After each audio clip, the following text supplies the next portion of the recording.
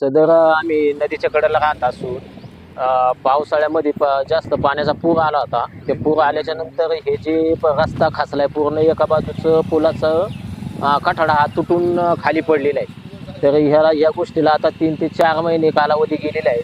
तरी सदर कुठल्याही प्रकारचा इथं कोणी अधिकारी आलेला नाही आणि कुठल्याही प्रकारचं काम झालेलं नाही. तरी तात्काळ प्रशासनाने याची दखल घेऊन लवकरात लवकर काम पूर्ण करावं.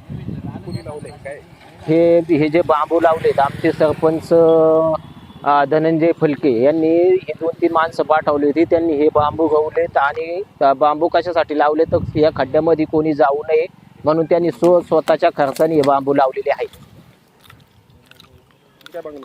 आमची एकच मागणी आहे का प्रशासनाने काम लवकरात लवकर पूर्ण करावं, का जेणेकरून इथं जे गाड्यांना येण्या जाण्याला ट्रॉफिक होतं, जास्त मोठी गाडी लवकर पास होत नाही.